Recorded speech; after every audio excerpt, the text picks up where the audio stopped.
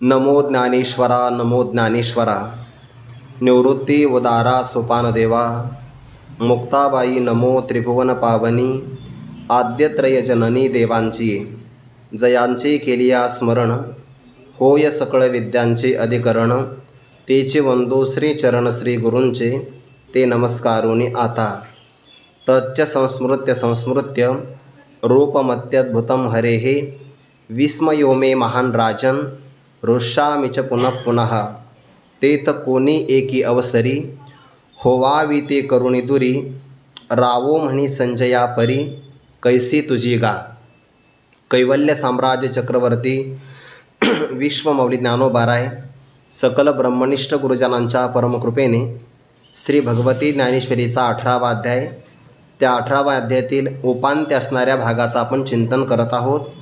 आतापर्यंत श्रीगुरूंचं कर्तव्य, साधकाला प्राप्त झालेली परमार्थातली पूर्ण अवस्था, यानंतर संवाद श्रवण करण्याकरता लाभलेलं भाग्य, श्रीगुरूंची झालेली आपल्यावर कृपा आणि या कृपेचं स्मरण करून आपण पुण्यकारक जो काही संवाद श्रवण केला त्यामुळे वारंवार होणारा जो आनंदाचा भाग आहे तो संजय याच्या मुखारविंदातून आपण या ठिकाणी चिंतन करत आहोत किंवा ऐकत आहोत.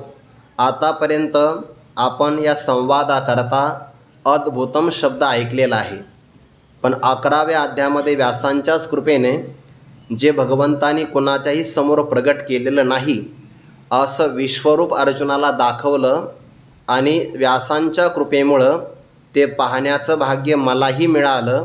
म्हणून जसा आनंद मला झाला तसाच आनंद आपल्यालाही झाला पाहिजे या भावनेतून संजय त्या जागेवरून उठून असं म्हणतात, मग उठवणी म्हणे नृपा श्रीहरीची या विश्वरूपा देखील या उगा कापा असो लाहसी. जे श्रीहरीचं विश्वरूप आपण पाहिलेलं आहे, वास्तविक धृतराष्ट्राला याचं फक्त अनुमान करता येऊ शकतं किंवा त्याचं फक्त ते कसं असेल याची मनामध्ये कल्पना करता येऊ शकते, पण व्यासांच्या कृपेने मला ते प्राप्त झालं. आता हे विश्वरूप आतापर्यंत भगवंतांनी कुणाला दाखवलंच नाही असं नाही, पण जसं अर्जुनाला दाखवलं तसं दर्शन मात्र इतर कोणालाही प्राप्त झालं नाही. आपण काल विचार केला, मागा बाळपणे येणे श्रीपती एकवेळ खादली होती माती ते कोपोन या हाती यशोदा धरिला मग भेने भेने जैसे मुखी झाडा द्यावयाचे निमिसे 14ही भुवने सावकाशे दाविली ती. भगवंताच्या भक्तिसुखाचा आनंद घेण्याकरता अनेक भक्त अनेक रूपाने गोकुळामध्ये अवतीर्ण झाले. त्यामध्ये जलीय स्वरूपामध्ये यमुना मातेचं प्रगटीकरण झालं आणि यमुना मातेला असं वाटायचं की गोपाळ किती भाग्यवान आहे जे भगवंताचा सख्य सुखाचा आनंद घेतात. यशोदा मैया नंदबाबा किती भाग्यवान आहे जे वात्सल्य सुखाचा आनंद घेतात. गोपिका किती भाग्यवान आहे ज्या मधुर भावातून देवाची भक्ती करतात. पण माझं एवढं भाग्य नाही. भगवंताला तिच्या मनातला भाव जाणवला आणि भगवान म्हणले, यमुना काळजी करू नको, तू इतकी पवित्र आहे की तुझ्यात जलक्रीडा करावी यात नवल काय. तुझ्या काठावर असणारी जे काही मातीचे कण आहे तेही सेवन करावे इतकी तू पवित्र आहे. आणि मग तिची अपेक्षा पूर्ण करण्याकरता भगवान यमुनेच्या काठावर गेले. अगोदर अनेक प्रकारचे खेळ खेळले. परमात्मा थकले आणि परमात्म्याला असं वाटलं की गोपाळांचं आपल्याकडं लक्षच नाही. तेवढ्यात भगवंताने मातीचा खडा उचलला आणि तोंडात टाकला. भगवंताला असं वाटत होतं की गोपाळ खेळात दंग आहे, त्यामुळे त्यांचं आपल्याकडं लक्ष नाही. पण ते गोपाळ होते, ते भक्त होते, ते वरवर प्रपंचाचा खेळ खेळत होते, पण आतून त्यांचं लक्ष मात्र परमात्म्याकडे होतं. मन हे गोविंदी देह काम करी हो. देवाला असं वाटलं होतं की आपल्याला कोणीच पाहत नाही, न सांगता तुम्हा कळू येते अंतर, असं देवाला वाटलं होतं. पण या भक्तांना सुद्धा तेवढंच कळतं की नाही, ते देवाचे मनोगत तो दावीत हास्य मूर्त. त्यांनी भगवंताची असणारी ही लीला यशोदा मैयाला सांगितली आणि यशोदेला असं वाटलं लहानपणातच काही खोडी नष्ट केल्या पाहिजे. जर याची माती खाण्याची सवय प्रबळ झाली तर भविष्यामध्ये आपल्याला याचं उच्चाटन करणं फार कठीण जाईल. जोपर्यंत लहानपणातच संस्कार प्रबळ होत नाही तोपर्यंत ते नष्ट केले पाहिजे. आणि मग तिने भगवंताला हाताला धरलं आणि मग सांगितलं, तो माती खाल्ली म्हणे अजिबात नाही. गोपाळ तर म्हणतात, गोपाळाचं काय ऐकते तू? त्यांनी मला काल सांगितलं आई की तुझ्या घरी लोणी तयार झालं ते चोरी करून आणून दे. मी त्यांना सांगितलं मी चोरी करणार नाही. त्यामुळे ते सगळे एकत्र झाले आणि माझ्यावर त्यांनी आळ रचला. बरं ठीक आहे, गोपाळांचं नाही, पण बलराम दादा सक्का भाऊ तर पक्का वैरी असतो म्हणे. तो तर कायम माझ्या अनिष्टावर टपलेला आहे, त्याचं तो ऐकते. बरं ठीक आहे, कोणाचंच भगवंताने कळू दिलं नाही. तो माती नाही खाल्ली? अजिबात नाही खाल्ली. मग माती खाल्ली नाही तर मग माती खाल्ली ऐकणे पाहण्यासाठी तोंड उघड. भगवान म्हणले खाल्लीच नाही तर तोंड उघडण्याचा प्रश्नच काय आहे? खाल्ली असते तर तुला तोंड उघडून दाखवलं असतं. माझ्याशी जास्त प्रमाणात बोलतो आणि मग भगवंताने ते जगाचा हा बाप दाखविला माई, माती खाता जाय. बाळक्रीडेत वर्णन आहे की भगवंतावर तिने काठी उगारल्यानंतर भगवंताने आपलं मुख उघडलं. 14 भुवने सावकाशे दावेली ती. त्यामध्ये भूरलोक, भोरलोक, स्वर्लोक, महरलोक, जनलोक, तपोलोक आणि सत्यलोक हे झाले वरचे लोक. अतल, वितल, सुतल, तलातल, रसातल, महातल आणि पाताळ हे सगळे झाले खालचे लोक. असे 14 लोक, 14 भुवन. बरं, आता आपण कुठं राहतो? बहुतेक आपण भूर लोकामध्ये राहतो. हे पृथ्वीलोक आहे की नाही? याच्यावरती आपल्याला दिसणार नाही पण आहे. म्हणजे अजून तर काही शास्त्रज्ञ तिथपर्यंत गेले नाही, जाणारही नाही. शास्त्रज्ञ तिथपर्यंत नसते जात, त्याला जाणण्याकरता महर्षी व्हावं लागतं. म्हणून नमे विदुस्सुरगणा प्रभवं न महर्षयः अहम आदिर्हि देवाना महर्षीणां च सर्वशः. तेवी महर्षींचे ज्ञान केवी जाणीचे माते. महर्षी त्याला व्हावं लागतं आणि तेच फक्त या लोकांची कल्पना करू शकते. आपले शास्त्रज्ञ फार झालं तर चंद्रावर जातील, मंगळावर जातील, अजून सूर्यावर सुद्धा कोणी गेलं नाही. म्हणजे एक असणारी सूर्यमंडल तिथपर्यंतही सगळ्याचा शोध लागला नाही. तर 14 लोकाचं म्हणून एक ब्रह्मांड तयार होतं. आणि प्रमाण काय आहे? अनंत ब्रह्मांडे उदरी किंवा अनंत ब्रह्मांडे रोमावळी ऐसी धेंडे. अनंत ब्रह्मांड भगवंताच्या उदरात आहे, एका रोमावर आहे. किती व्यापक, किती अफाट पसारा विश्वाचा असेल सांगता येईल का? नाही. म्हणून भगवंताने फक्त एक ब्रह्मांड दाखवलं. 14 भुवने सावकाशे दाविली ती. हा यशोदा मैयावर झालेला अनुग्रह आहे. पण अर्जुनावर झालेला अनुग्रह सगळ्यात मोठा आहे. बरं, बाप उदार देव अपरिमितू याचक स्वेच्छा सदोद्भीतू असे सहस्रवरी देतू सर्वस्व आपुले. अर्जुनाने फक्त अपेक्षा केली एकच विश्वरूप देखावे. ऐसा मनोरथ केला पांडवे की विश्वरूपमय आघवे करून घातले. सर्वच्या सर्व अनंत ब्रह्मकटाह आहे आपणच झाला. अनंत ब्रह्मांडाच्या रूपाने, विश्वरूपाने साक्षात परमात्मा प्रगट झाले. आणि संजयजी असं म्हणतात ते मुनी कृपाची मज दृश्य झाले. ते असणारं स्वरूप व्यासांच्या कृपेमुळे मलासुद्धा पाहण्याकरता मिळालं. म्हणून इथं म्हणता जे समोर नाही माझ्या, जे न देखणेने जे दिसे, न पाहताही जे मला दिसतं आहे, माझ्या डोळ्यांच्या समोर नाही, पण त्याला नाही म्हणता येत नाही. म्हणून विसरायचा प्रयत्न केला ते माझ्या मनामध्ये पुन्हा पुन्हा वारंवार आठवत आहे. अशा प्रकारे श्रीकृष्णार्जुन संवाद संगम आहे. आणि त्या संगमावर स्नान करून मी माझ्या अहंतेचं तिलदान करत आहे. असा हा न सावरला जाणारा आनंद, त्या आनंदामध्ये अलौकिक स्वरूपाचं काही स्पंदन चालू आहे. सद्गदित कंठामुळे ते वेळोवेळा वारंवार श्रीकृष्ण जय श्रीकृष्ण अशा प्रकारचं बोलत आहे. आता ही जी अवस्था आहे ना, या अवस्थेचा अनुभव धृतराष्ट्राला कधी आलेलाच नाही. पण या अवस्थेचा काही प्रकार काही असतो का याचं त्याने अनुमान करायचं ठरवलं. संजयाच्या लक्षात आलं की आता या अवस्थांचा प्रकार कौरवाला, धृतराष्ट्राला तर काही माहिती नाही. म्हणून राये ते काही कल्पावे जव. जेव्हा राजांनी या अवस्थेचा काहीतरी कल्पना करावी तेव्हा संजयाने झालेला जो काही सुखलाभ आहे ना तो आपणच आपल्या ठिकाणी स्थिर केला. आणि त्यामध्ये जो सात्विक अहंकार, त्याला अवशंभ असं म्हणतात, तोही शांत केला. यातला एक प्रकार आहे. बरं, भक्ती सुख हे ना कायम नित्य वर्धमान आहे. प्रतिक्षणम वर्धमानम. मोक्ष सुख आहे हे कायम स्थिर आहे, विषयाचं सुख कायम घटणार आहे. आणि अष्टसात्विक भावामध्ये प्राप्त झालेलं सुख हे एकदा प्राप्त झालं तर त्यामध्ये देहभावाचा विसर पडतो आणि कालांतराने त्याची तीव्रता हळूहळू कमी होते. अष्टसात्विक भावसुद्धा कमी होतच असतो. विषयाचं सुख तर विनाशी असल्यामुळे ते प्रत्येक क्षणाला नष्ट होणारच आहे. मोक्ष सुख मात्र स्थिर आहे आणि भक्ती प्रेम सुख मात्र सुख घडोघडी वाढू लागे असा त्याचा प्रकार आहे. म्हणून या अवस्थेचा लाभ कौरवाला म्हणजे धृतराष्ट्राला काही कळणार नाही, पण संजयाने मात्र स्वतःला आवरलं.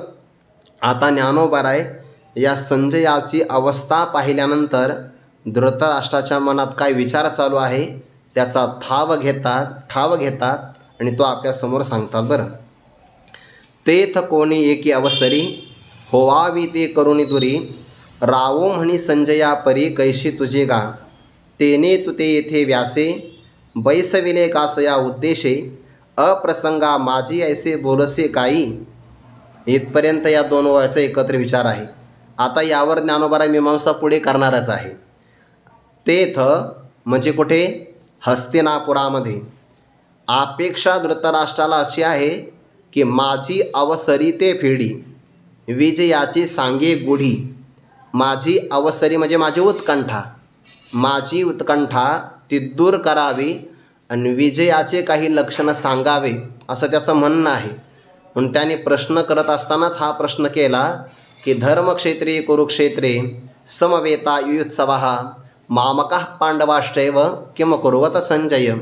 जे धर्मालय म्हणजे ते तर पांडव आणि माझे गेले असती व्याजी झुंजाचेनी, तरी तीही येतुला अवसरी शब्द आला की नाही. काय किजत असे येर येरी, ते झडकरी कथन करी मज प्रती. या अवसराला या प्रसंगाला ते नेमकं परस्परामध्ये काय करतात? धृतराष्ट्राला असं वाटलं होतं दोन घटना घडू शकतात, कारण जिथं ते गेले आहे ते आहे धर्मक्षेत्र आणि धर्मक्षेत्रामध्ये गेल्यानंतर पाऊल जरी टाकला तर मनुष्याचे विचार बदलू शकतात. न जाणो दुर्योधनाचे विचार जर बदलले आणि जर तो धार्मिक झाला तर युद्ध न करता हे पांडवांना अर्ध राज्य देऊन टाकेल ना. म्हणजे याचा अर्थ काय झाला? कमीत कमी अर्ध राज्य तरी आपल्या हातातून सुटूनच जाणार आहे दुर्योधनाच्या मनात बदल झाला तर. आणि दुसरी अपेक्षा, धर्मराजाच्या मनात बदल झाला तर धर्मराजा युद्ध न करता वनवासात जाईल आणि दुर्योधनाला पूर्णच राज्य देऊन टाकेल. म्हणून त्याला असं वाटत होतं बदल झाला तर ते धर्मराजाच्या अंतःकरणात व्हावा. आपल्या मुलात जर बदल झाला तर युद्धच होणार नाही. असं काही तर घडत नाही की नाही, ही त्याची अपेक्षा आहे. म्हणून ते तर कोणी एकी अवसरी व्हावी. त्या असणाऱ्या कुरुक्षेत्रावर कोणता प्रसंग या ठिकाणी घडतो आहे किंवा विचार काय चालू आहे तो मला सांगावा. तो प्रसंग बाजूला सारून ते करुणी दुरी, तिथला अवसर किंवा प्रसंग कोणता होत आहे तो बाजूला सारलेला आहे. आणि पुन्हा काय सांगतोय? रावो म्हणे संजया परी कैसी तुझी गा. संजया, तुझा हा वेगळाच प्रकार आहे की जो मला ऐकायला भेटतो आहे. मला सांगायला पाहिजे की युद्धामध्ये नेमकं काय घडतं आहे आणि तू सांगतो काय आहे की मी महात्मा पार्थाचा संवाद ऐकला, भगवान श्रीकृष्णाचा संवाद ऐकला, व्यासांची कृपा माझ्यावर प्राप्त झाली, मला विश्वरूप आठवत आहे. मी विचारतो काय, तो सांगतो काय? प्रसंग सारला बाजूला आणि दुसरंच काहीतरी मला सांगतोय. काय प्रकार आहे तुझा? मला काही समजत नाही आणि समजणारही नाही. रावो म्हणी कैसी परी संजया परी कैसी तुझी गा. संजया, तुझा काय प्रकार आहे हा माझा काही लक्षात येत नाही. आणि मग प्रसंगाची आठवण करून देतात. बरं, हे सगळं धृतराष्ट्राचं बोलणं आहे. बरं, ज्ञानोबराय धृतराष्ट्राच्याही मनाचा या ठिकाणी आपल्यासमोर प्रगटीकरण करतात. काय त्याचं मन आहे? तो संजयाला म्हणतो तुला जर आठवत नसेल तर मी तुला आठवण करून देतो तू कोणता अभंग घेतला होता म्हणून. म्हणजे सांगतोय तुला आता. तेने तु ते येथे व्यासे, बैसविले कास या उद्देशे, अप्रसंग माझी ऐसे बोलशी काही. आक्षेपार्थाने आहे. अरे कमीत कमी नाही माझ्या प्रश्नाची तुला आठवण. मी काय विचारलं होतं? किम कुर्वत माझे आणि पंडूचे पुत्र काय करते हा माझा प्रश्न आहे. पण जाऊ दे, माझा प्रश्न नाही आठवला तुला, कारण बरेच दिवस झाले तर प्रश्न आठवत नाही. कारण आता 18वा अध्याय सुरू आहे, तोही समाप्तीला आला, म्हणून तुला पहिल्या अध्यायातला पहिला श्लोक तर काही आठवत नसेल. जाऊ दे म्हणे, माझा प्रश्न तुला जरी आठवत नसेल, व्यासांचं तरी आठवत असेल की नाही. मग ऐक. तेने व्यासे, त्या व्यासांनी, तुते येथे कासया उद्देशे बैसविले, त्या व्यासांनी तुला इथं म्हणजे हस्तिनापुरामध्ये राजदरबारामध्ये कासया उद्देशे बैसविले. कोणत्या उद्देशाने बैसविलं हे माहिती आहे तुला? नसेल तर पुन्हा सांगतो. त्या कुरुक्षेत्रावर जे काही घडतं आहे ते पाहावं, त्याला म्हणतात दूरदर्शन. आणि तिथं काय होतं ते ऐकावं, याला म्हणतात दूरश्रवण. म्हणजे दूरदर्शन, दूरश्रवण हे व्यासांनी तुला सिद्धी दिली आहे. आणि त्या सिद्धीचा वापर करून त्यातलं सगळं वार्तांकन मला सांगावं या उद्देशाने तुला इथं आणलं होतं बरं. यातला बाकीचा भाग सगळा सोडून द्या बरं. पण कमीत कमी श्रोत्यांना एवढं तरी कळालं पाहिजे की आपण वक्त्याला कशासाठी आणलेलं आहे. एवढं जरी कळालं तर श्रोते खूप जागृत झाले असं त्याचा अर्थ होईल. आता श्रोते वक्त्याला विचारत नाही, आणि वक्त्याला आपण इथं आलो कशासाठी हेच त्याला माहिती नाही.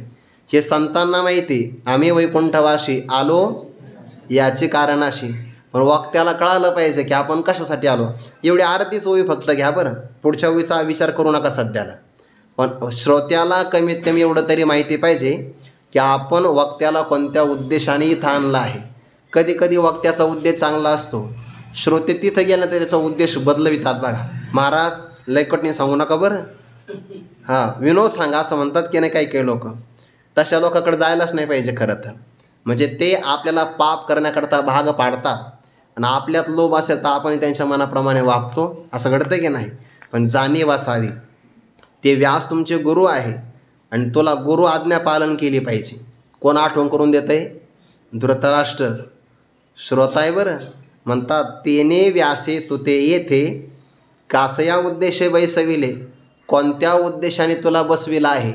नाहीतर अश्वपरीक्षण करावं हे तुझं काम आहे. ते काम बाजूला सारून व्यासांनी तुला दिव्यदृष्टी प्रदान करून कोणत्या उद्देशाने बैसविलं माहिती आहे ना. कुरुक्षेत्रावर काय काय घडतं ते मला सगळं सांगावं, ते दिलं सोडून तू काय म्हणतो? व्यासप्रसादा श्रुतवान एतद् गुह्यम अहम परम योगम योगेश्वरात कृष्णा साक्षात कथयत स्वयं. हे मी ऐकलंय म्हणे. महात्मा असणारा पार्थ वासुदेवाचा मी संवाद ऐकला, विश्वरूप मी पाहिलं, त्याचंच मला वारंवार स्मरण होतं आहे, मला आनंद होतो आहे. हे सांगण्याकरता तुला बैसविलं का असं संजयाला ते म्हणतात बरं. बहुतेक हे बोलणं असं रागावूनच असेल. कशाला बसविलं तुला कळतं का काही? आणि पुन्हा तो म्हणतो आहे अप्रसंगा माझी ऐसे बोलशी काही. प्रसंग नसतानाही. कोणता प्रसंग नाही? तुझ्या भाग्याचा प्रसंग मला ऐकायचा नाही, मला संवादाचं वर्णन करायचं नाही, किंवा विश्वरूपाची मला गोडी चाखायची नाही. हा माझ्याकरता प्रसंग आहे. माझ्यासाठी प्रसंग कोणता आहे? माझे पंडूचे पुत्र काय करते झाले हा प्रसंग आहे. तो दिला सोडून. आणि प्रसंग नसताना असं काय बोलतो आहे? खरं तर असं आहे की एखाद्या असणाऱ्या प्रतिकूल परिस्थितीमध्ये जर अध्यात्माचं श्रवण करायला मिळालं ना, तर त्याच्यासारखा जीवनात चांगला प्रसंग कोणताच नाही बघा. 18व्या अध्यायामध्ये ओवी बघा. प्रिय आलिया स्वभावे संबळ उरे वेचे ठावे नव्हे तैसे सत्प्रसंगे करावे ठाके जरी. म्हणजे एखादा प्रिय व्यक्ती जर आपल्या घरी आला तर साधन सामुग्री किती खर्च होते किंवा किती राहते याचा आपण विचार नाही करत. तसं नित्यनैमित्य कर्म आपण केलंच पाहिजे. पण ते करत असताना जर सत्प्रसंगे एखाद्या महापुरुषांचा आपल्याला सहवास प्राप्त झाला आणि त्या प्रसंगामध्ये आपण त्यांच्यासोबत प्रश्न उत्तर चर्चा करतो आहे, संवाद ऐकतो आहे, आणि त्यांच्या प्रसंगामध्ये कर्म जर बंद पडलं तर मनुष्याने खेद करू नये. का बरं? कारण कर्मापेक्षाही महात्म्याचा सत्प्रसंग फार चांगला आहे. म्हणून इथं प्रसंग नसताना तू दुसरं काय बोलतो आहे? वास्तविक हा अप्रसंग नाही आहे, हा तर सत्प्रसंग आहे. पण सत्प्रसंगाला सुद्धा तो अप्रसंग म्हणतो आहे. भगवंतानी म्हटलं आहे अर्जुनाला 9व्या अध्यायामध्ये, अर्जुना या कुरुक्षेत्रावर मी तुला गीता सांगावी. खरं तर हा प्रसंग नाही आहे, पण काय करावं, तुझी आस्था मला बोलण्याकरता भाग पाडते आहे. एरवी हा अनवसर सर्वथा, परी बोलवी तसे आस्था तुझी माते. तुझी आस्था मला बोलण्याकरता भाग पाडते आहे. नाहीतर युद्धाच्या प्रसंगामध्ये कुठं ब्रह्मज्ञान सांगता येतं का? पण तरीसुद्धा तुझी आवड, श्रद्धा मला बोलण्याकरता भाग पाडते. याला म्हणतात सत्प्रसंग. तो धृतराष्ट्राच्या वाट्याला आलेला आहे, पण काय करावं, तो सत्प्रसंगाला सुद्धा अप्रसंग असं म्हणतो आहे. आणि प्रसंग नसताना तो भलतंच काहीतरी बोलतो आहे. ज्ञानोबा यावर मीमांसा करतात. प्रसंग चांगला आहे, पण त्याला अप्रसंग तो म्हणतो आहे. याच आश्चर्य वाटण्याचं काही कारण नाही. कारण ज्या व्यक्तीला ज्या गोष्टीचा गौरव माहिती नसतो त्याला तर तसंच वाटत असतं. याकरता उदाहरण देतात. राणीचे रावळा नेलिया, दाही दिशा मानी सुनिया, का रात्री होय पाहालया निशाचरा, जो जेथीचे गौरव नेने, तयाशी ते भिंगुळवाने, मनोनी अप्रसंगतेने म्हणावा की तो. या दोन ओव्याचा एकत्र विचार आहे. उदाहरणं आपल्यासमोर दिले आहेत दोन. राणीचे म्हणजे रानावनात राहणारा, ज्याचा जन्म जंगलातच झाला, ज्याने आयुष्य जंगलामध्ये सगळं जीवन यापन केलं आणि एखाद्या प्रसंगाला त्याला राजवाड्यामध्ये जाण्याचा प्रसंग आला. राणीचे ज्या रानात राहणारा, रावळा नेलिया मंदिरामध्ये म्हणा, राजमंदिरामध्ये नेला, तर तिथं गेल्यानंतर त्याला पक्ष्याचे आवाज ऐकायला भेटत नाही, त्याला वाघाच्या डरकाळ्या त्या ऐकायला भेटत नाही, किंवा वनातले पक्षी त्याला दिसत नाही. सगळं सौंदर्य त्याला दिसतं, पण त्याला सौंदर्य वाटत नाही. तो 10 दिशा पाहिल्या का त्याला सुन्या सुन्या वाटतात. 10 दिशा, दाही दिशा मानी सुनिया. कधी कधी नाही काही गावाकडचे कष्ट करणारे लोक असतात बघा, ते इथं आले ना, मग आता इथं काय असतं, बरं काही नाही, श्रवण करायचं, सकाळचा नाश्ता, 2 वेळेला चांगल्या प्रकारचं जेवण असतं, आराम. पण इथं आले ना ते कार्तिकीमध्ये, त्यांना दम निघत नाही बघा. येतात ते गावाकडून समाधी सोहळ्यासाठी, पण त्यांना ती कष्ट करायची सवय असते ना. मग इथं जर रिकामे बसले तर आमची आज पाठ दुखू राहिली, आता पाठीवर काही वजन नाही, काही नाही. पण का, राणीचे रावळा नेलिया, दाही दिशा मानी सुनिया. का बाबा उदाहरण सांगतात, ते मुंबईला हमाल असतात की नाही, तर काम करतात बघा, भरपूर ओझं उचलतात. आणि ज्या दिवशी सुट्टी असते ना, त्या दिवशी त्यांना करमत नाही, त्यांची पाठ दुखते त्या दिवशी. का बरं? कारण तो प्रसंग त्यांना माहितीच नसतो. दुसरं उदाहरण, का रात्री होय पाहालया निशाचरा. निशाचरा म्हणजेच काय, निशा म्हणजे रात्री. रात्रीमध्ये चरचरती जे फिरतात, चलनवलन व्यवहार करतात, त्यांना पाहलया. दिवस जर उगवला तर सगळ्या जगाची सुख पहाट असते. दिवस उगवला की आपण जागे होतो, स्नान करतो, सूर्याला अर्घ्य देतो, नित्यनेम करतो, दर्शन करतो, प्रदक्षिणा करतो, आपला नित्यनेम सगळं करतो आपण. मग दिवस आपल्याकरता चांगला आहे की नाही. पण जे रात्री निशाचर असतात त्यांना दिवस वाटत नाही, त्यांना दिवस रात्री होय, त्यांच्याकरता ती रात्र असते. आणि रात्र त्यांच्याकरता दिवसाप्रमाणे असतो. उलट प्रतिक्रिया का होते त्याचा त्याला गौरव नाही. जो जेथीचे गौरव नेने, तयाशी ते भिंगुळवाने, मनोनी अप्रसंगतेने म्हणावा की तो. जो व्यक्ती ज्या घटनेचा गौरव जाणतच नाही, ज्याला महत्त्व कळत नाही. महत्त्व कळावं बरं. आपण कायम उदाहरण पाहत असतो, मनुष्य देह आपल्याला प्राप्त झाला, पण याचा गौरव आपल्या मनी मानसी असेलच असं काही सांगता येत नाही. याचा गौरव आहे स्वर्गातल्या देवाला. नेमकं असं असतं, ज्याला जे मिळत नाही ना त्याला त्याचं महत्त्व असतं बघा. स्वर्गातल्या देवाला मनुष्यदेह मिळाला नाही, त्यांना मनुष्यदेहाची किंमत आहे. भरतखंडी नरदेह प्राप्ती हे तो परमभाग्याची संपत्ती. त्यातही पुन्हा ज्यांना भारत देशात जन्म मिळाला नाही त्यांना भारत देशाच्या जन्माचं कौतुक आहे. आपण पाठीमागे एक वार्ता पाहिली असेल, एक कोणतरी विदेशातला व्यक्ती होता, तो त्याच्या देशातून निघाला आणि पायी प्रवास करत करत भारताच्या कुंभमेळ्यात आला. कारण त्याला भारतीय संस्कृतीचं काय आकर्षण आहे. म्हणजे ज्याला मनुष्यदेह नाही मिळाला त्याला मनुष्यदेहाची किंमत, ज्याला भारतात नाही मिळाला त्याला भारत देशातल्या जन्माची किंमत, ज्याला महाराष्ट्रात नाही मिळाला त्याला महाराष्ट्र देशाची किंमत, ज्याला वारकरी संप्रदायाचं भाग्य नाही मिळालं त्याला याच्या भाग्याचं कौतुक, आणि ज्याला मिळालं त्याला काहीच वाटत नाही. नेमकं असंच होतं, जे आपल्याला सहजासहजी मिळतं त्याची आपल्याला किंमत वाटत नसते. म्हणून मनुष्याला गौरव कळावा बघा कोणत्याही गोष्टीचा, म्हणजे तो आपल्या जीवनातला काळ व्यर्थ घालत नाही. जो जेथीचे गौरव नेणे, जो व्यक्ती ज्या ठिकाणचा गौरव जाणत नाही तयाशी ते भिंगुळ वाणे. त्याच्यासमोर ती गोष्ट आली की त्याला ते भयंकर वाटतं, त्याला घाबरल्यासारखं वाटतं. आणि म्हणून या कारणामुळे वास्तविक आपण आंधळे आहोत. व्यासांच्या कृपेने आपल्याला ब्रह्मज्ञान ऐकायला भेटतं आहे. किती गोड प्रसंग आहे. धृतराष्ट्राने असं म्हणायला पाहिजे होतं की मी आयुष्यभर आंधळा राहिलो, पण काय माझ्या भाग्याचा उदय झाला की आज मला श्रीमुखतः ही भगवद्गीता ऐकायला भेटली. मग प्रसंग चांगला आहे की नाही, पण त्याला तो काय म्हणतो, अप्रसंग. अप्रसंगतेने म्हणावा की त्याने तो म्हणावाच, यामध्ये आश्चर्य करण्याचं काही कारण नाही. हे सगळं झाल्यानंतर तो आता आपल्या मनातली उत्कंठा संजयाच्या समोर सांगतो आहे. मग म्हणे, सांगे प्रस्तुत उदयलेसे जे उत्कळित, ते कोणाशी बारे जैत देईल शेखी. एरवी विशेषे बहुतेक आमुचे ऐसे मानसिक, जे दुर्योधनाचे अधिक प्रताप सदा. आणि येरांचे निपाडे दळही याचे देवडे, मनोन जैत पुढे अनिल नाते. आम्हा तव गमे ऐसे मा तुझे ज्योतिष कैसे, ते नेनो संजया असे तैसे सांगपा. या सगळ्या आता 4 ओव्यांचा एकत्र विचार आहे. मग म्हणे म्हणजे अप्रसंगाचं त्याने आपली भावना प्रगट केल्यानंतर आता तो संजयाकडे येतो आणि युद्धाच्या संबंधाने विचारणा करतो. मग म्हणे, सांग बरं मला संजया, प्रस्तुत जे उत्कळित उदयलेसे. उत्कळित म्हणजेच काय, युद्ध किंवा ज्याला आपण कलह असं म्हणतो. प्रस्तुत काळामध्ये या कौरवामध्ये आणि पांडवामध्ये परस्परामध्ये जो कलह किंवा युद्ध उदयाला आलेला आहे याला गृहकलह म्हणतात बरं. कारण हा घरातल्या घरातच निर्माण झालेला आहे, गृहकलहच आहे हा.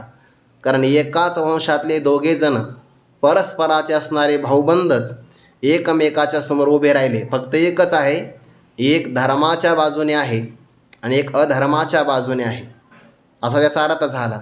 परस्परामध्ये जो काही कलह निर्माण झाला आहे आणि झालेला हा कलह परस्पराला नष्ट करतो. जैसे काष्टे काष्ट मथिजे, तेथ वन्नी एक उपजे, तेने काष्ट जात जाळीजे प्रज्वळलेनी.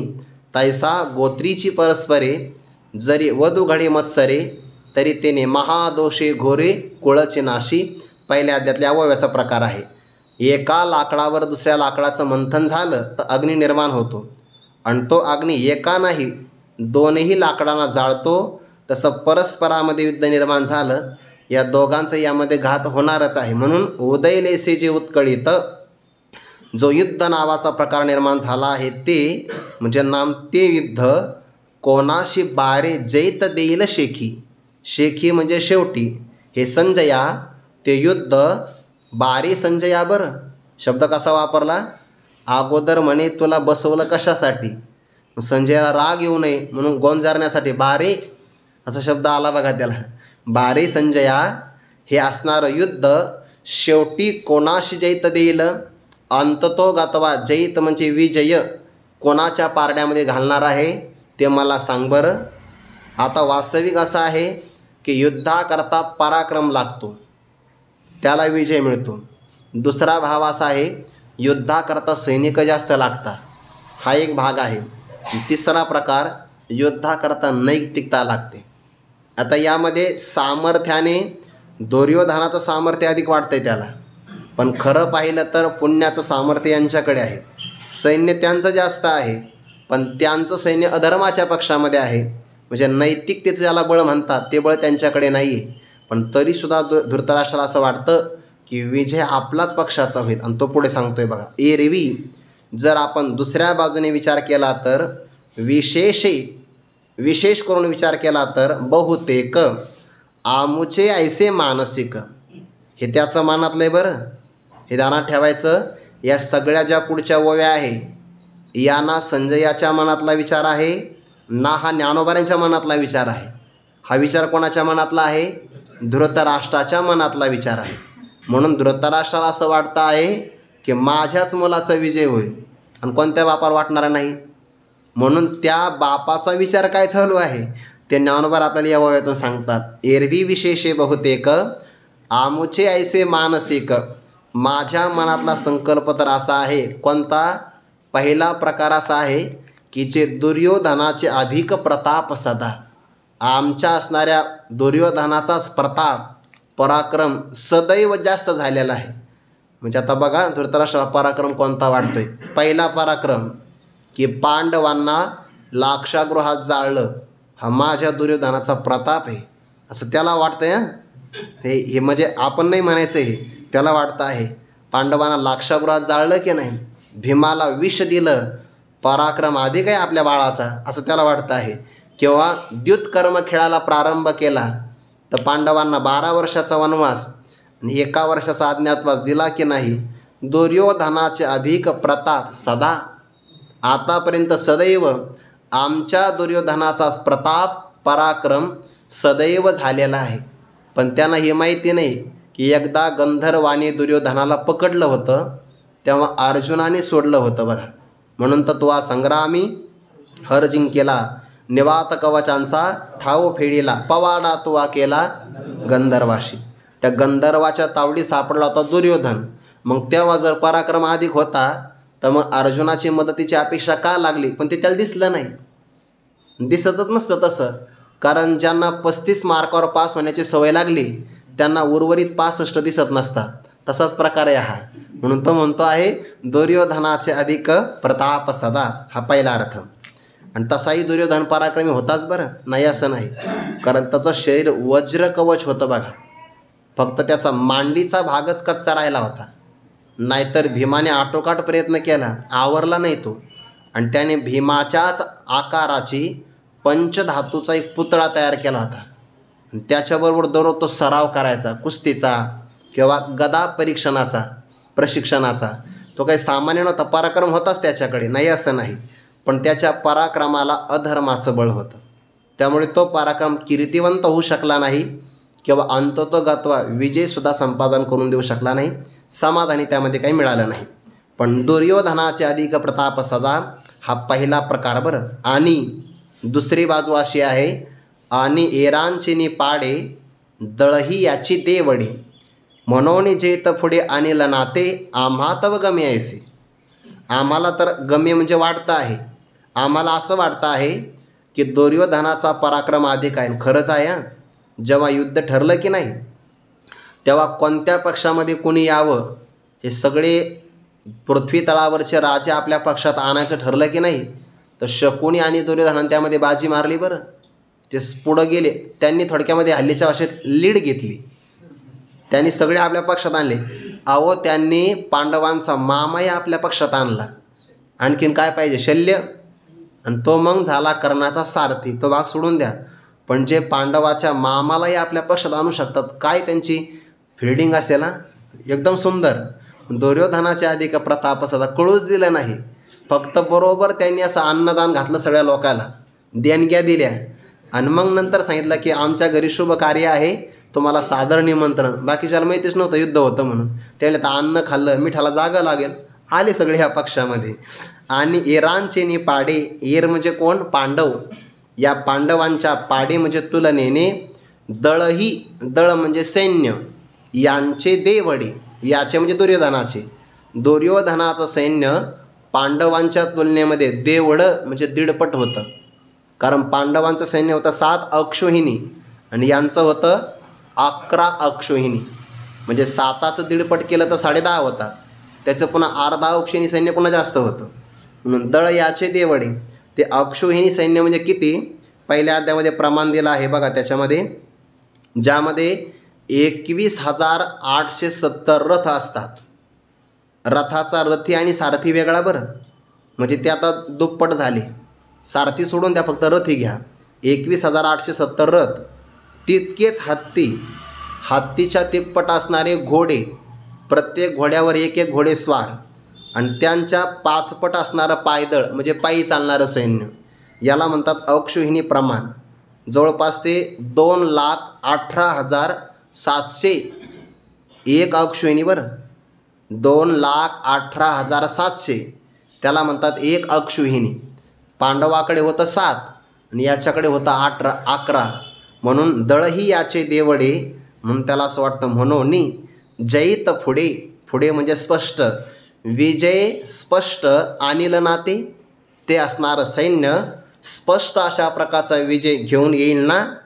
आम्हाला तर असंच वाटतं आहे की दुर्योधनाचा पराक्रम अधिक आहे, याचं सैन्य पण दीडपट आहे, म्हणून स्पष्टपणाने विजय आणील.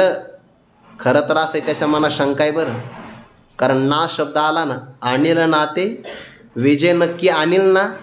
नक्की शब्द कशाला वापरायचा, विजय आणीलच असं म्हणायला पाहिजे होतं, पण शंका आहे म्हणून विजय आणील नाते असं तो चाचपून बोलतो आहे. खरं सांग बरं, विजय प्राप्त होईल का. त्याला माहिती आहे याच्या अज्ञातवासामध्ये एकट्याच अर्जुनाने 11 अक्षोहिणी सैन्य, एकट्या अर्जुनाने त्याचा पराभव केलेला होता. विराटाचेने काय पती होवी तो गोग्रहणाचेने अवसरे, मोहनास्त्र घातले कसरे, विराटाचेने महाभिडे उत्तरे, आसुडनी नागविले. महावीर 11 अक्षोहिणी तो एके नागविले राणांगणी, तो स्वभाव कोदंड पाणी झुंजविल तुते. त्या काळात किती सैन्य होतं, तेव्हासुद्धा महावीर होते सगळे, पुन्हा तेही 11 अक्षोहिणी, आणि तो एके नागविले. म्हणून एकटा अर्जुनसुद्धा यांच्याकरता भरपूर आहे. म्हणून शब्द आला आणील नाते, कारण एकदा पराभवाची चव चाकलेली आहे. त्यामुळं आता या प्रसंगामध्ये विजय स्पष्ट होईल का न होईल. आम्हा तव गम यायचे, आम्हाला तर असं वाटतंय की आमचाच विजय होईल. परंतु मग संजया तुझे ज्योतिष कैसे ते नेनो. पण तुझं ज्योतिषशास्त्र, तुझं अनुमान, तुझा अंदाज, तुझी भविष्यवाणी नेनो ते मला कळत नाही. पण संजया तुला आता मोकळीक देतो बरं. संजया असे तैसे सांग पा, तुझ्या मनात जसं असेल तसं सांग बरं, आणि एकदा मोकळा हो. संजय म्हणे मी याची तर वाट पाहत होतो की संजया असे तैसे सांग पा, जसं असेल तुझ्या मनात तशा प्रकारे सांग. आणि मग या असणाऱ्या सगळ्या गीताशास्त्राचा उपसंहार करतात. याला पर्यायोक्ती अलंकार असं म्हणतात बरं. सांगण्याचे प्रकार आहे पर्यायाने सांगणं आणि स्पष्ट सांगणं. संजयला असं म्हणता आलं असतं की फक्त पांडवांचा जय होईल आणि कौरवांचा पराजय होईल, पण तसं स्पष्ट नाही सांगितलं. सांगताना बाजू कशी सांगितली बघा. गीताशास्त्राचा उपसंहार ज्ञानोबरा या श्लोकाचं इतकं वर्णन करतात, या श्लोकासारखं महात्म्य दुसऱ्या कोणत्याही श्लोकाचं नाही बरं. आणि म्हणून या विजयाच्या संबंधाने आपलं भाग्यत काय आहे तर ते भाग्यत बघा कसं सांगितलं. यत्र योगेश्वर कृष्णो यत्र पार्थ धनुर्धरः तत्र श्रीर्विजयो भूतीर ध्रुवा नीतिर्मतिर्मम. हरिः ओम तत्सदिति. श्रीमद्भगवद्गीता सुपनिषत्सु ब्रह्मविद्यायां योगशास्त्रे श्रीकृष्णार्जुनसंवादे मोक्षसंन्यासयोगो नाम 18. श्रीकृष्णार्पणमस्तु. श्री सद्गुरु ज्ञानेश्वर महाराज चरणारविंदार्पणमस्तु. स्पष्ट असा आहे श्लोक. यत्र योगेश्वरः कृष्णः यत्र पार्थः धनुर्धरः तत्र श्रीः विजयः भूतिः ध्रुवा नीतिः मतिः मम. हा झाला पदच्छेद. यत्र ज्या पक्षामध्ये योगेश्वरः कृष्णः सगळ्या योगांचा अधिपती. बरं, योग म्हणजेच कोणते, भगवत प्राप्तीसाठी जे साधकाला परमात्म्याचा संबंध प्राप्त करून देतात त्या सगळ्या साधनाला म्हणतात योग. आणि त्या सगळ्या योगांचा ईश्वर अधिपती म्हणजे साधनाला फल देणारा परमात्मा आहे. म्हणजे योगी पुरुषांचा पण हा मालकच आहे आणि सगळ्या असणाऱ्या योग साधनांचा हा अधिपती आहे. परमात्म्याच्या कृपेशिवाय कोणत्याही योगाला फळ मिळत नाही. जसं की एखाद्या शेतकऱ्याने किती चांगली मशागत करू द्या, पण वसंताचं आगमन झाल्याशिवाय फळ मिळत नाही. तैसे शब्दजात आलोडिले योगादिक जे अभ्यासिले ते तैची म्हणूया आपुले जैसानुकूळ श्री गुरु. कारण परमात्मा कृष्ण म्हणजे जगद्गुरुम आहे. सगळ्या योगाला फळ मिळतं त्याचा अधिपती परमात्मा आहे. आणि तो यत्र ज्या धर्मराजाच्या पक्षामध्ये आहे. पक्ष किती मजबूत असेल ना, सगळ्या योगाचा ईश्वर असणारा परमात्मा ज्या पक्षात आहे. पुन्हा यत्र पार्थ धनुर्धराहा, ज्या पक्षामध्ये धनुष्य धारण करणारा, पण नुसतं धनुष्य नाही, गांडीव नावाचं धनुष्य ज्याने आपल्या हातामध्ये धरलेला आहे, असा पृथापुत्र असणारा पार्थ ज्या पक्षात आहे. थोडक्यात ज्या पक्षामध्ये देव आहे आणि ज्या पक्षामध्ये भक्त आहे, त्याच बाजूला तत्र श्री ही, त्याच पक्षामध्ये श्री म्हणजेच काय, लक्ष्मी, संपत्ती, शोभा असे 3 अर्थ होतात. त्याच पक्षामध्ये लक्ष्मी विराजमान आहे. विजया, शत्रूंचा पराजय केल्यानंतर लागणारा जो उत्साह त्याला म्हणतात विजय, तोही त्याच बाजूला आहे. भूतीही, नित्य नूतन वाढणारी संपत्ती, त्याला भूती म्हणजे ऐश्वर्य असं म्हणतात. आणि ध्रुवानीतीही म्हणजे आढळ न्याय नीती. नीती म्हणजेच काय, न्यायाचा पक्ष, आढळ राहणारा न्याय, नित्य वर्धमान असणारा ऐश्वर्य, शत्रूचा पराजय करण्याकरता लागणारा उत्साह आणि कायमची असणारी लक्ष्मी, संपत्ती, शोभा त्याच पक्षामध्ये आहे. असं मम मतिही, माझा हा माझ्या बुद्धीचा निश्चय आहे. संजयाने आपलं वचन स्पष्ट सांगितलं. बरं, याला पर्याय युक्ती अलंकार असं मी कुठंतरी ऐकलं. आता मला नक्की ते काही शोधता आलं नाही, काल तेवढा काही प्रसंगही मिळाला नाही पाहण्याकरता. पण बहुतेक कुठेतरी पर्यायाने बोलणं, याला पर्याय युक्ती अलंकार बहुतेक असं काही म्हणतात. पाठातच ऐकलं, पण आता नित्य असं कायमचं काही आठवत नाही. म्हणून ज्या पक्षामध्ये योगेश्वर श्रीकृष्ण परमात्मा आहे, ज्या पक्षामध्ये गांडीव धनुष्य धारण करणारा भक्तराज अर्जुन आहे, त्याच पक्षामध्ये संपत्ती, विजय, ऐश्वर्य आणि आढळ न्याय राहणार असा माझा निश्चय आहे. अशा प्रकारे ओम तत्सदिती या नामाचा उच्चार करून श्रीमद भगवद्गीता हे एक प्रकारचं उपनिषद आहे. ब्रह्मविद्येचं प्रतिपादन करणारं योगशास्त्र आहे. आणि त्यातील श्रीकृष्णार्जुन संवाद नावाचा मोक्ष संन्यासी ज्याचं नाव आहे, त्यातला हा 18वा अध्याय सांगतेला प्राप्त होतो आहे. यावर आता संजयाला आज्ञाच मिळाली की नाही, मोकळीकता मिळाली की मा तुझे ज्योतिष कैसे ते नेनो संजया असे तैसे सांग पा. आता या श्लोकाचं आपण स्वतः वेगळं चिंतन करण्यापेक्षा, याचं महात्म्य आपण स्वतः सांगण्यापेक्षा ज्ञानोबांनीच या श्लोकावर खूप गोड चिंतन केलं आहे. प्रसंगाला आपण ते महात्म्य पुढे पुढे बघूच आहे. या श्लोकाचं अनुष्ठान केलं ना, तर त्या व्यक्तीला जीवनात या श्लोकाच्या उत्तरार्धामध्ये प्रतिपादन केली सगळी फळं मिळतात. बघा, सगळी फळं. आणि एवढा एकही श्लोक एखाद्याच्या नित्यपठणामध्ये असेल, अनुष्ठानामध्ये असेल, तर त्याला त्याच्या जीवनामध्ये कोणत्या प्रकारचं अनिष्ट सतावत नाही. म्हणून बघा, बरेच महात्मे जे असतात की नाही, एखाद्या शुभ कार्याला निघाले, प्रवासाला निघाले की या श्लोकाचं उच्चारण करतात आणि मगच एखाद्या वाहनामध्ये पाऊल ठेवतात. म्हणजे त्याचे अनेक अगणित फळं आहे, ते पुढे येणारच आहे. आणि या श्लोकाचं अलौकिक वर्णन स्वतः भगवान श्री ज्ञानोबा करणार आहेत. त्याचा विचार आपण पुढे पाहणारच आहोत. आता संजयाला मिळालं स्वातंत्र्य, तो आतापर्यंत बोलला नाही. का बरं? कारण एरवी दातार हा आमुचा, हे बोलता मिळेल वाचा, काय की जे याचा स्वभावचे ऐसा, हा आमचा दाता आहे, नको याचं मन दुखवायला. म्हणून संजय थोडेसे शांततेत राहिले होते.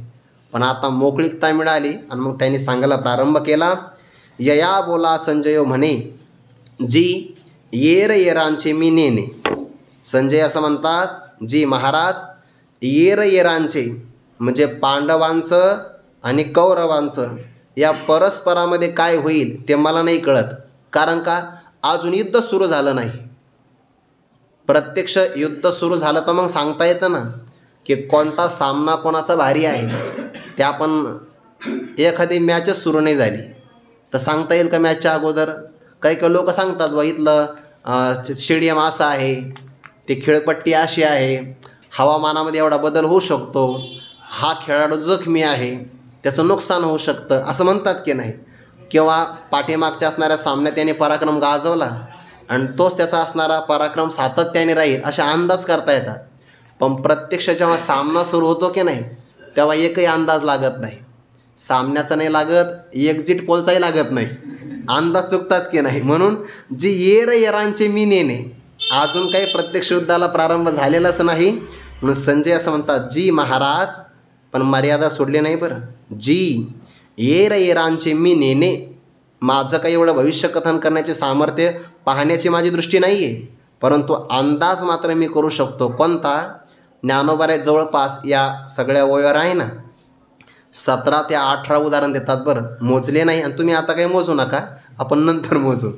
परी असं मात्र आहे, आयुष्य ते जिने हे पुढे केगा.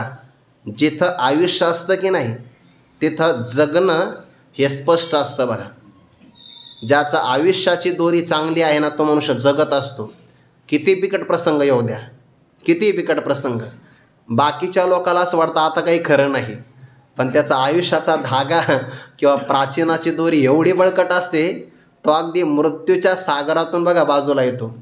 होय अदृष्ट आपैते, ते वाळूची रत्ने परते, ओजो आयुष्य ते मारिते लोभ करी. मनुष्याचं आयुष्य जर सरळ असेल ना तर मारणारा व्यक्ती आपल्यावर प्रेम करतो. त्या रावणाच्या दरबारामध्ये एक सफाई कामगार स्त्री होती. तिच्या घरी मुलगा जन्माला आला आणि तो मुलगा 5 वर्षाचा झाला. लगेच बरं का उदाहरणामध्ये, त्याला वेळ लागत नाही. आणि मग सहज आल्यानंतर तेवढ्याच काळामध्ये रावणाच्या घरी एका कन्येनं जन्म घेतला. ब्रह्मदेवाकडं काम होतं, मा तुझे ज्योतिष कैसे. ब्रह्मदेवाकडं काम आहे की ब्रह्मदेवाने ज्योतिष सांगावं. ब्रह्मदेवाने त्या मुलीचा हात पाहिला आणि सांगितलं या मुलीचं सगळं भाग्य चांगलं आहे. रावणाला उत्कंठा जागृत झाली, हिचं लग्न कोणाशी होईल. ब्रह्मदेवाने पाहिलं समोर सफाई कामगार स्त्री, तिचा मुलगा होता 5 वर्षाचा. म्हणजे बघ रावणा, तुला वाईट वाटेल पण या तुझ्या मुलीचं लग्न या मुलाबरोबर होणार आहे. आता तो राजा ज्याने सगळे देवबंदी वासात टाकलेले आणि त्याच्या मुलीचं लग्न कोणासमोर करायचं, कोणासोबत? सफाई कामगाराच्या त्या मुलासोबत. कसं काय शक्य? राग आला आणि त्याने सैनिकाला सांगितलं याला आत्ताच्या आत्ता मारा, नुसतं मारू नका, याला समुद्रात फेकून द्या म्हणे. आता ती राज आज्ञाच होती. रावणाने त्याला उचललं, त्या मुलाला सैनिकांनी उचललं आणि समुद्राच्या काठावर आणलं. पण मारायचं ठरलं, त्यांच्या मनात दया निर्माण झाली.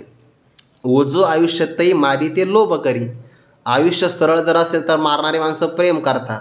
ते सैनिक म्हणले याचा काय दोष आहे बिचाऱ्याचा, वय वर्ष 5 आहे ना, आपण याला मारायचं, बालकाचा वध करायचा आणि दोषाला भागीदार व्हायचं. त्यापेक्षा आपण एक काम करू ना, रावणाचं समाधान होईल याकरता याची आपण एक करंगळी कापू आणि रावणाला दाखवू की मुलगा मारला म्हणून, आणि याला आपण समुद्रात फेकून देऊ.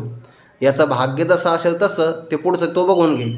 आणि त्यांनी काय केलं, त्याला एका पेटीत बंद केलं, दिलं समुद्रात टाकून, करंगळी कापली त्याची, रावणाला दाखवली. रावण म्हणे काय हरकत नाही, तुमचं बक्षीस नंतर घेऊन जा, कारण तुम्ही माझं काम चांगलं केलेलं आहे. आता याला समुद्रात टाकलं तर ती पेटी माशामध्ये भांडणं सुरू झाले. या पेटीत काहीतरी खाद्य असेल. त्यांनी परस्परामध्ये भांडणं केले आणि त्या पेटीला ढकलत एका बेटावर आणलं. त्या बेटावर असा राजा मरण पावला होता. आणि बाकीच्या, आता त्यालाही मुलगा कोणी नव्हता. बाकीच्या लोकांनी विचार केला आता राजाला कोणीतरी गादीला पाहिजे ना वारसदार, राजाला तर काही मुलगा नाही, निवडायचा कोणी. मग त्या काळाची प्रथा, एका हत्तीनीच्या सोंडेमध्ये माळ दिली. ज्ञानोबांच्या पंचरित्रात हा प्रसंग आला बरं वाराणसीला. हत्तीच्या सोंड्यात माळ दिली, सांगितलं ही हत्तीनी ज्याच्या गळ्यामध्ये माळा अर्पण करील तो राजा. आता हा मुलगा बेटावर आला होता, त्याला कोणीतरी ते फोडलं, तो बाहेर आला आणि भूक लागल्यामुळे तो फिरू लागला. तेवढ्यात ती हत्तीने आली राजदरबारातून आणि याच्याच गळ्यात माळ घातली. वय वर्ष 5, इकडं तो राजा झाला. कालांतराने तो मोठा झाला आणि मग रावणाने आपल्या मुलीकरता स्थळ पाहायला सुरुवात केली. रावण म्हणे जास्त लांब जाण्यापेक्षा इथं कुठंतरी एक बेट आहे आणि त्या बेटात एक राजकुमार आहे बघा. झालं लग्न धडाक्यामध्ये. आणि लग्न लागल्यानंतर ब्रह्मदेव जेवताना रावण तिथं मुद्दाम ताट घेऊन गेला. म्हणे ब्रह्मदेवा एक गुलाबजाम आणखी शिल्लक घ्या म्हणे. म्हणे कशा करता? माझ्या मुलीचं लग्न राजकुमारासोबत झालं याचा आनंद, आणि दुसरी गोष्ट तुमचं बाकीत खोटं ठरलं. ते म्हणे मी ब्रह्मदेव आहे, चतुराननाची वाचे, काय आहाती लटकी अक्षरांचे साचे, ब्रह्मदेवाच्या वाणीवर खोट्या अक्षराचे शिक्के नसतात म्हणे. अहो म्हणे तुमचा मुलगा तर मरण पावला. रावणाला ब्रह्मदेवाने सांगितलं काम कुणाला सांगितलं? त्यांना बोलव. सैनिकाला बोलवलं. म्हणे खरं सांगा मुलगा मारला का? म्हणे नाही मारला. मग काय केलं? फक्त त्याची करंगळी कापली. म्हणे आता रावणा एक काम कर, तुझा जावई आहे की नाही त्याला घेऊन ये, त्याच्या पायातला जोडा काढ, नंतर घे डोक्यावर, पण पहिला काढला का आणि बघ म्हणे आता करंगळी आहे का? म्हणे नाही. का? आयुष्य तेथ जेणे हे पुढे की गा. ज्याचं आयुष्य असतं त्याला जगणं हे त्याला प्राप्त होतं. आणखीन काही उदाहरणं देणार आहे, ते चिंतन आपण उद्या पाहू. पुंडरी गौरदारी विठ्ठल श्री ज्ञानदेव तुकाराम माऊली ज्ञानेश्वर महाराज की जय. जगद्गुरु तुकाराम महाराज की जय. सद्गुरु जोग महाराज की जय. ज्ञानदेव